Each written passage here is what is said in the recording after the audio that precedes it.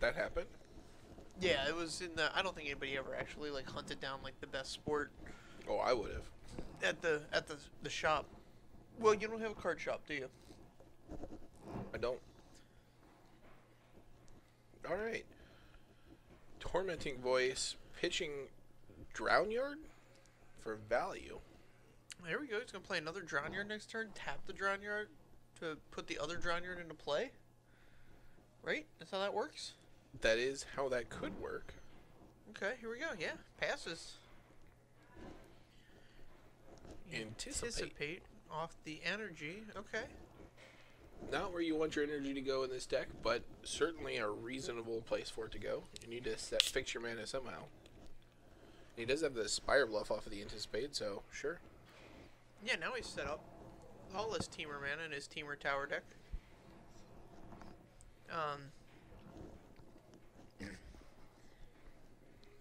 No turn 3 tower.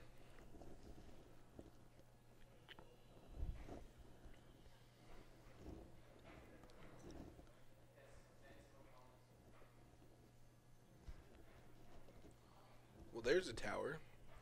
Did Eston just draw go? Man, he's not even interested in bringing back this. Man, maybe he's got like a landfall trigger he's trying to hit. Entirely possible. I have no idea what he's playing. Yeah, he could be, doesn't look like he's prepared to fight. No. It does not. I was trying to find the white... Oh, here we go. Yeah, this isn't going to lead him onward to victory. No, I don't think so. I think he really needs to hit his land drops if he wants to be victorious here. I was trying to find the red-white new split card. Okay. Did you find it? I did. It's called Onward to Victory. Oh my goodness. You missed. I missed it. You done goofed. Real quick, Ben has amassed a whole pile of energy here. So what do you think of these Aftermath cards?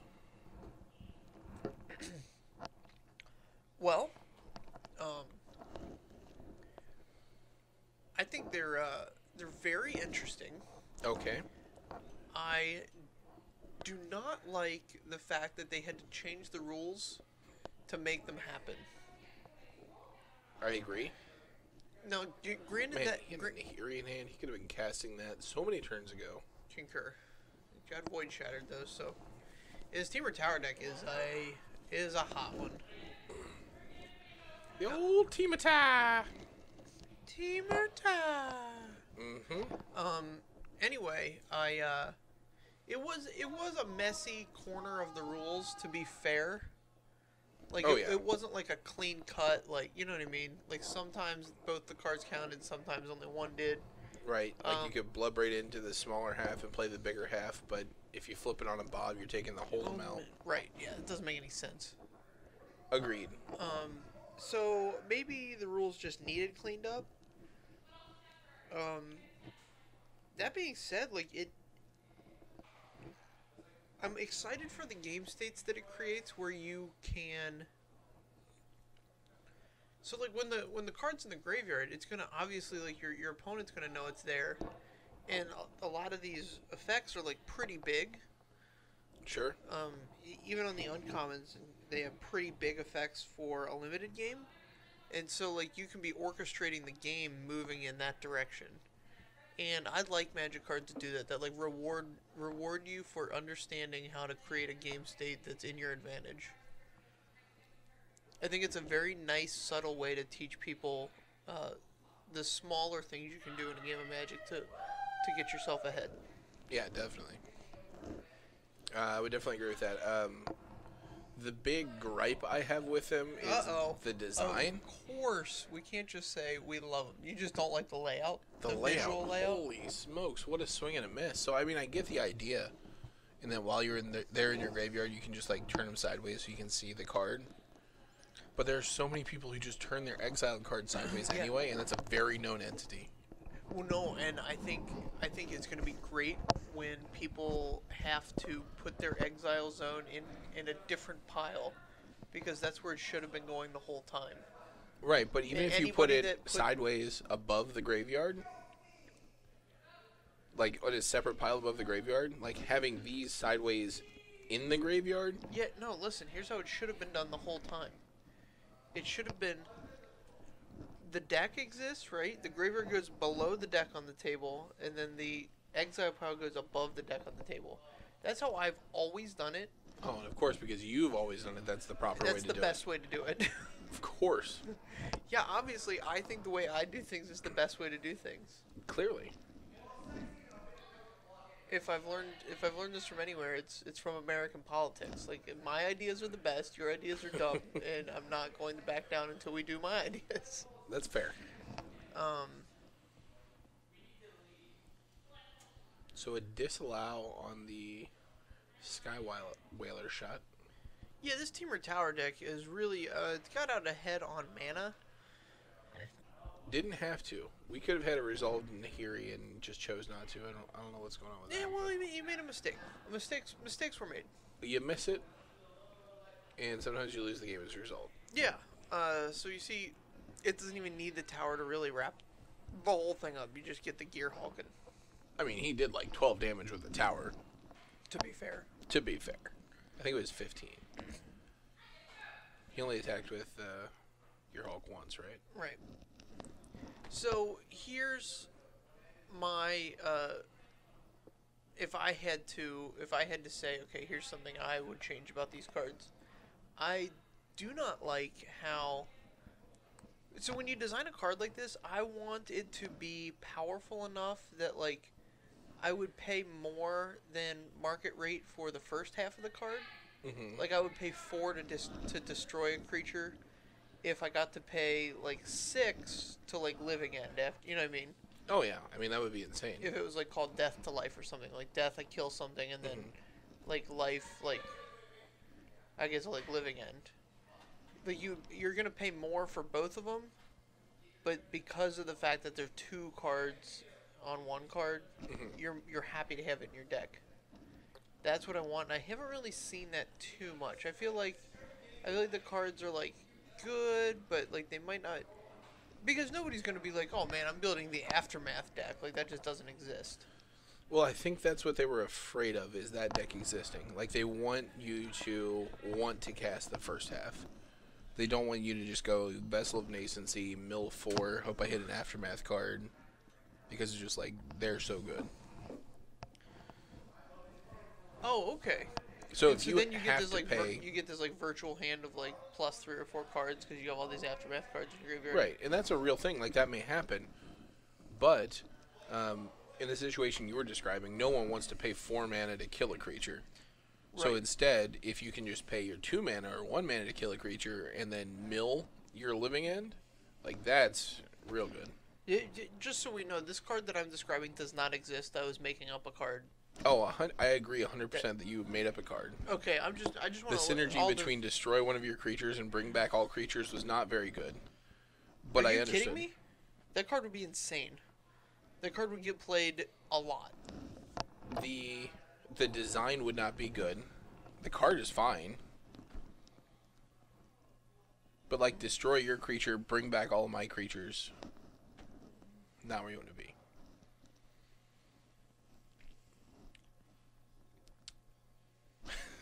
Alright.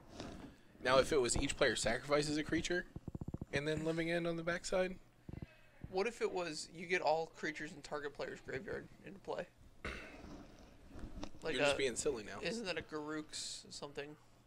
It was like some big mythic. Yeah, it was a big that everybody was all excited about. Oh, yeah, it was a Liliana's thing because it paired well with her, like, -8 ability or something. Yeah, I mean, whatever.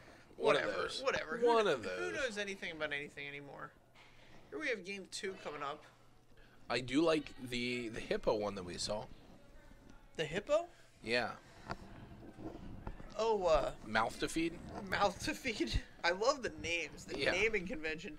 It had to be like a super fun design meeting. Yeah. Where they just like write like, all right, everybody come up with all the you know, blank to blank idioms you can think of. Oh yeah. We're gonna do this.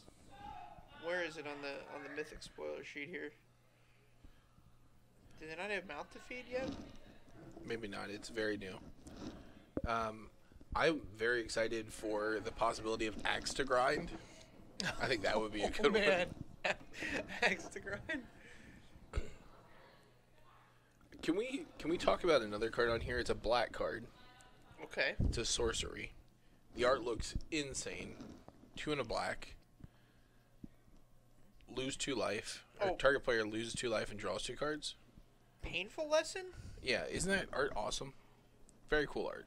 Anyway. Oh, this art looks sweet. Give me this card. Sign in Blood. This card's horrible, but or Read the Bones. Like one or the other. This card's just bad. I don't want this card. No, this card's bad. It costs 3. Its target player draws 2 cards and loses 2 life. Yeah. Read the Bones was insane. Yeah, and you still have Painful Truths right now. Right. No, this card's never seen the light of day. Now, if this was an instant, I'd play it. I might not even play. I wouldn't play this in certain draft decks. I wouldn't. This card would not make the cuff. I think the first one, if I'm in black, the first one's usually going to be there. All right.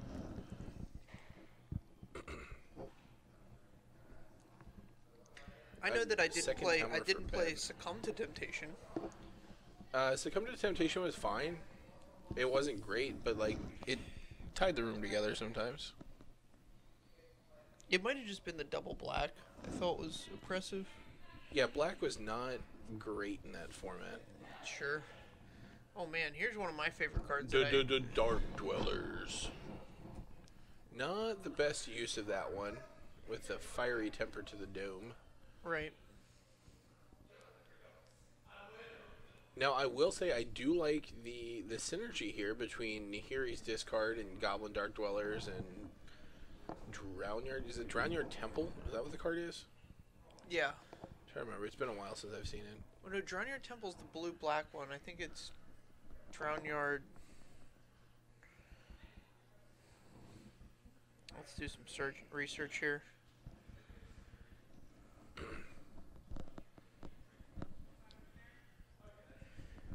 Oh no, you're correct. It's Drownyard Temple. What's the blue-black one? The Mill 3? Yeah. Something Drownyard. I don't know. Yeah, so Drownyard Temple, it returns for 3 mana. I'm not opposed to what's going on here. No, I mean there's some very real synergies that are pretty cool. Yeah, the Nahiri. Is this a combustible? Nahiri goes ultimate for a combustible Gearhulk? And just draw 3 is the response. I'm confused. Doesn't Nahiri get up to 3 artifacts? No, that is Saheeli. Okay. Nahiri is the one that gets Emrakul. The other female with a vowel at the end of her name. Planeswalker. That's red. Multicolored. Right. I goofed and got him confused. You done goofed. You done messed up, Aaron. Yeah, so...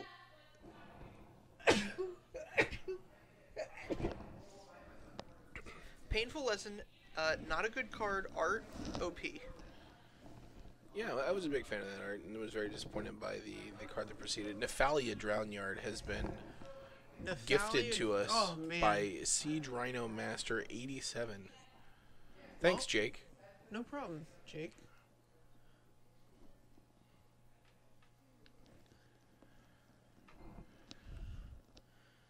Alright, so split cards that I don't want to see. Itch to Scratch? Sure. I can think of way more that I want to see that I haven't seen. like Bone to Pick. Just because I want to cast Bone on somebody. I'm gonna bone you. Oh man, Bone to Pick's a funny one. That's great.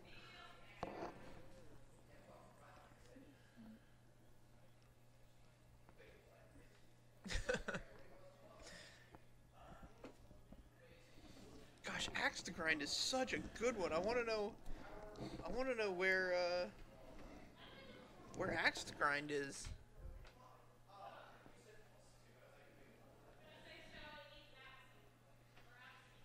So what's the big white one here? This big white one had some interesting Dusk to Dawn. Dusk to Dawn. So you destroy... That was our little spoiler for this set. Came out very early. The pre-spoiler? Yeah. We're spoiled. Wizard spoils us that way. They do. What is this? What's going on here?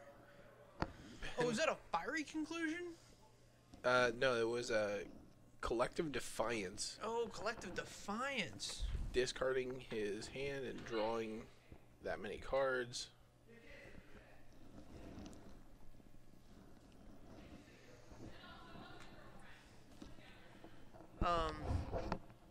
But yeah, you get to kill all the big guys.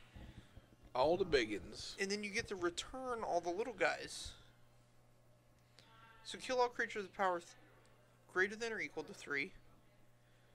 And then return all creatures with power less than or equal to 2. So kill the big ones. Yep. Bring back the little ones. Kill the big ones on 4. Bring back the little ones on 5. I'm into it.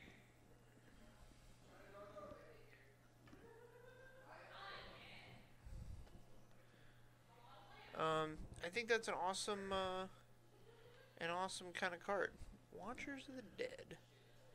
Yeah, that's a nice little graveyard hate spell. It's very unique.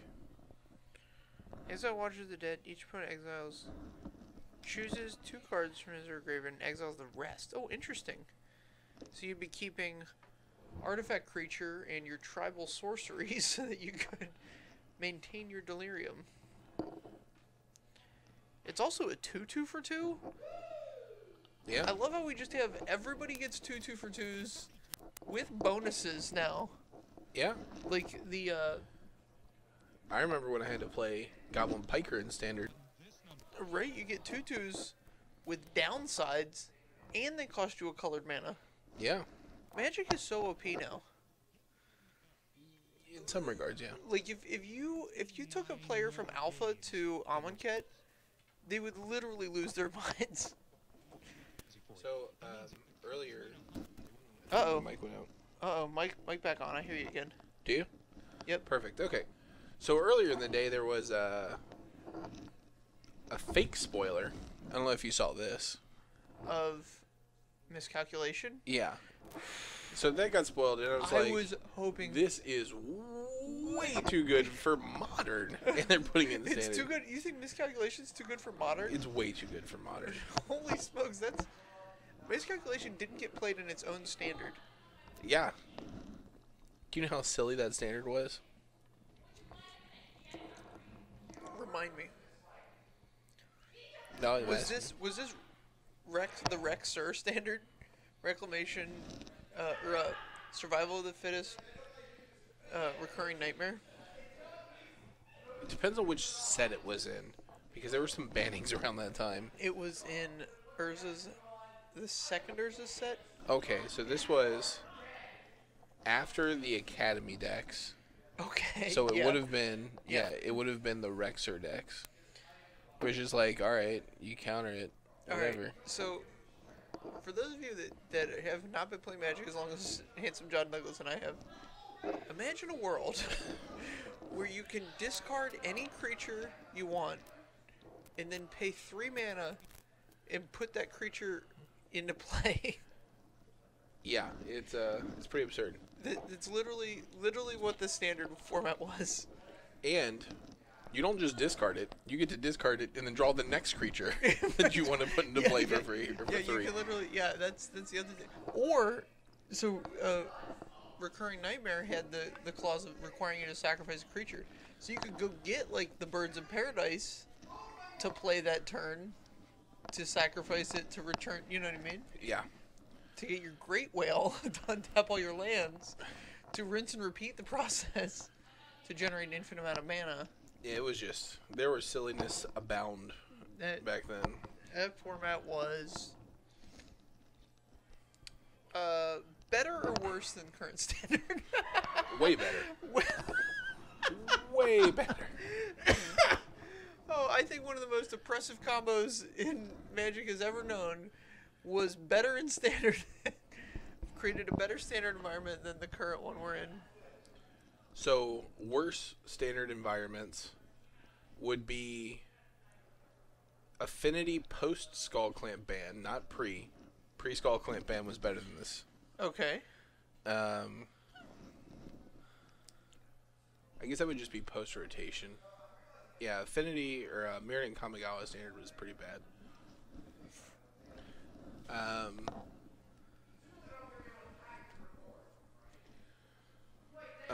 The Lin Civi standard format, or was that just block? I can't remember. Oh yeah, the Lin Civi Rising Tides format was pretty bad. Yeah. And so here we have Eaton way ahead on mana. Yes. Everything he casts is getting countered. Well, he did get to fragmentize a tower, which is a big deal. Oh yeah, that's a huge deal. So Ben's just going to sit back on his plethora of counter magic, I guess. If I was Eston, I would just jam with this. Needle Spires. Yep.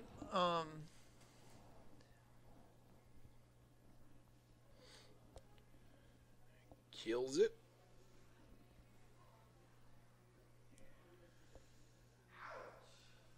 Force him to start wasting those spells in hand. Probably would have been better if you had a follow-up play, but... Concur. He's got a lot of removal in his. Yeah, in I his can't deck imagine still. he These didn't have enough cards to take out, but these it could immolating be. glares and Sky Whaler shots.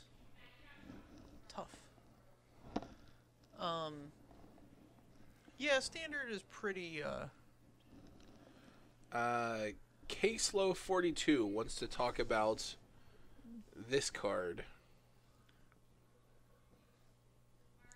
As Foretold. As Have you seen this one? Foretold. No, we're gonna find out though. I got the spoiler in front of me. So it's a blue enchantment. Okay, as Foretold. At the beginning of your upkeep, put a time counter on it. Once each turn, you can pay nothing, and rather than pay the mana cost for a spell with converted mana cost X or less. Okay, so every turn you get to play a spell for free that's equal to the number of time counters on it. Right. Equal or less. Or less? Or less. Okay, so this is different than Brain in a Jar, which requires you to be equal. And to tap it. And to tap. Well, I mean, once per turn. This is once per turn. Sure. Brain in a Jar lets you cast things on your opponent's turn? Is this once per your turn or once per turn? Once each turn. So okay, you so can this cast something on your turn and their turn. Right, so this is way better than Brain in a Jar. Yeah, which isn't a very high bar. I don't know. People were pretty excited about the Brain in the Jar. They were playing the hell out of that card. In Standard? There's a lot of. I mean, I wouldn't say it was like a metagame contender. It definitely was not. It was a budget deck. Yeah, people played the. Yeah, that's enough. Yeah, I mean, it's fine. It existed. If it's good enough for Saffron Olive, it's good enough for many, many people playing Magic. That is true. So yeah, this is much better. Can we mention real quick that guy's name is 2 cooking ingredients? Sure. All right. You can just do whatever you like. That trips me up. I'm a grown man. You're a grown man. You can do whatever you like. I'm a grown man. I'm commentating about a child's card game. Here we are. This is what I've chosen to do. At what point does this not become a child's card game? I don't know. Because like the average player age is. Oh yeah, I mean if you looked out here, I don't think we have a player below 20.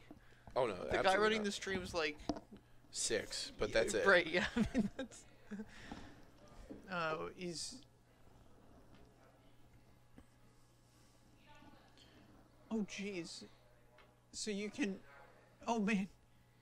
K-Slew points out that As Foretold can cast Ancestral Visions. Sure. Yep.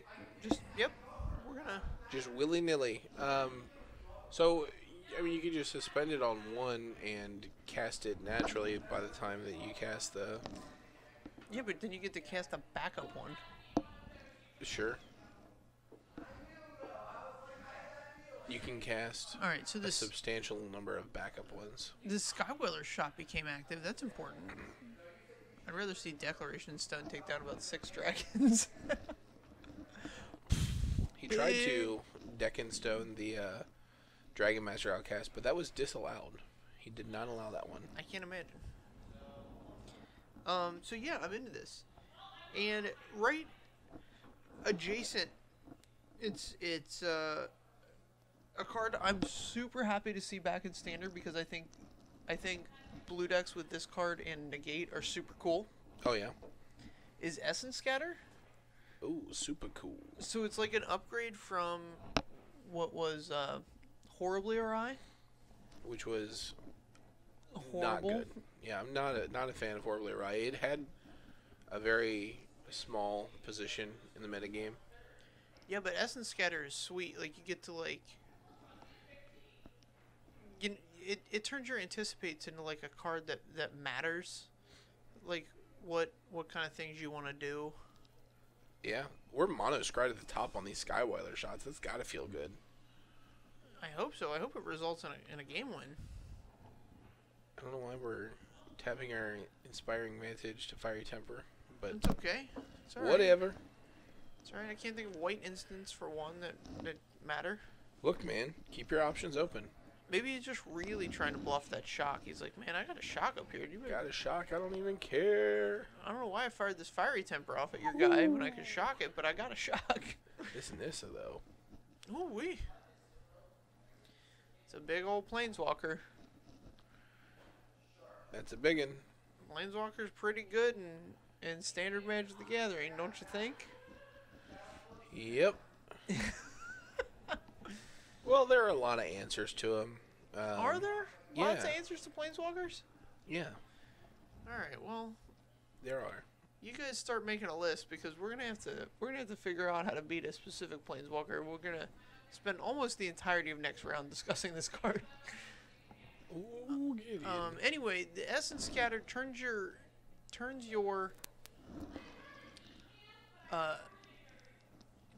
Anticipates into like a real card selection spell Yeah. that like matters. Like Anticipate like got a land sometimes, but it was never like, oh, let's get try and find a specific card for this matchup. Yeah. Whereas now that's a big deal to be able to Essence Scatter or negate depending on what's what. Right. Being able to filter the non-operative card to the bottom is a huge deal. Right.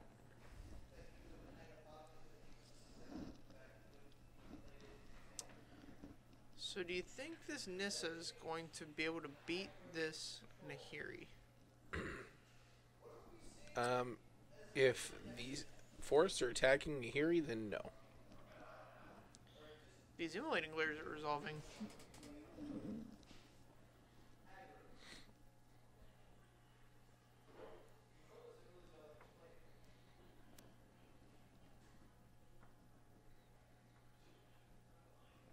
Let's see what he's got here. In the tank over, letting this forest go, which in my opinion would be a mistake, especially if it's coming at Nahiri. Well, yeah, we're gonna Anticipate, looking for a winner. Let's see what we got. see if you got negate instead of Essence Scatter.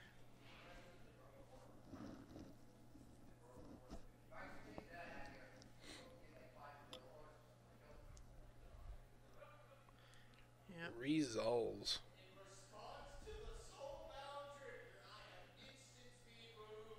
Alright, so now Nahiri's gonna get up to 8. Which is Pitching lands, drawing lands. this Drown Yard thing happening. And turn Glimmer.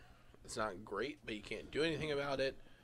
You really need your Stasis Snare to resolve. Concur. He kept them both, and one of them was an island, so I don't know. He's definitely got Disallow in hand. I saw that. He might be trying to bait the Nahiri ultimate. Oh, can you disallow? Oh, sure. You disallow the Nahiri ultimate. That's cute. Oh, yeah. Oh, what is this? Is We've this... got a Nissa ult, so whenever he plays a land, he gets to draw a card. Okay.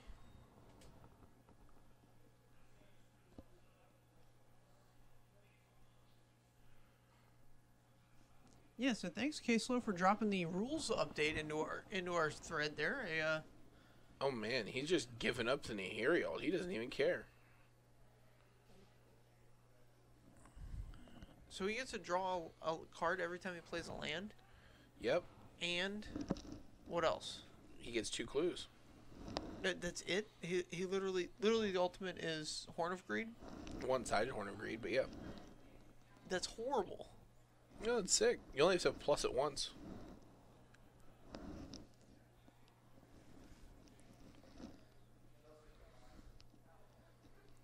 So Ben is loudly proclaiming how much he doesn't care. Well, that's fair. He doesn't have to care. I'm confused as to what the story is here. I don't think he sided out the towers, unless he also just sided them out for game. No, there's one in his hand, and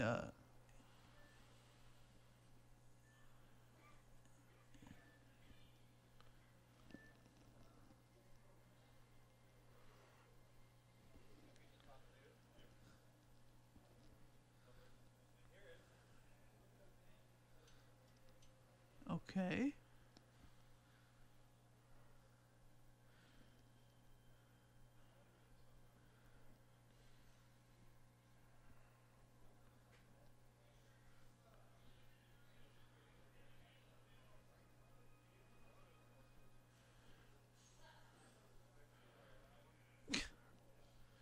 So suddenly he cares about these cards in his hand, as he has no board and is going to take 6. Listen, he's got a clue. He's got 2 clues. He's got 2 clues. He's got a Nahiri emblem. Or a Nissa emblem. Nissa emblem, yeah. Yeah. There's a lot of things. Yeah, he gets to draw a card, an extra card every turn, basically. Yeah. Pretty solid stuff.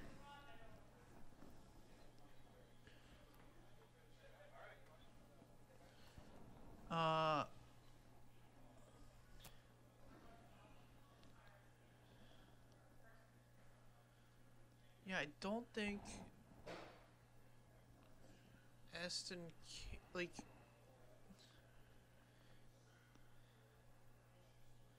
alright, he feels obligated here. To overpay for a combustible Gearhulk.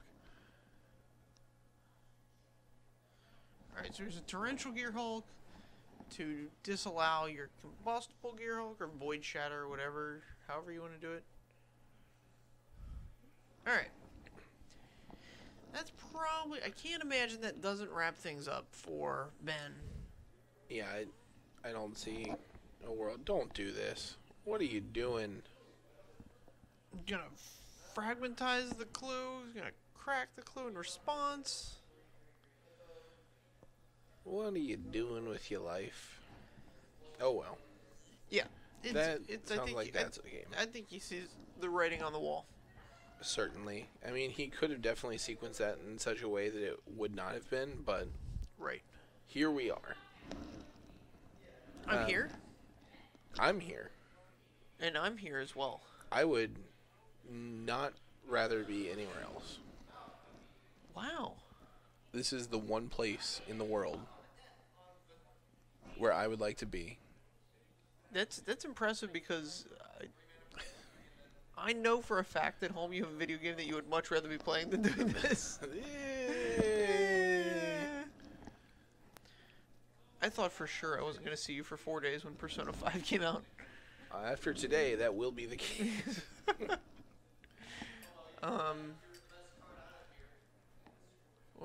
Let's see what we got. Chandra? Chandra question mark? Last card in hand? No. Period. Nope. Yeah, and there's the Dynavoltar. You guys were wondering whether or not he kept it in, took it out. He kept it in. He was Push waiting side. for one of his clues to get fragmentized before the coast was clear. All right, so we're just throwing away cards now. Yeah, so he could have shot him at end of turn and then attacked with the Gearhulk and shot him again. Yeah, but we're not interested in doing that. Yeah. So this will wrap up round 2. We'll be back with round 3. And we're gonna talk about the big one. Yeah, we're gonna talk about Gideon. We are.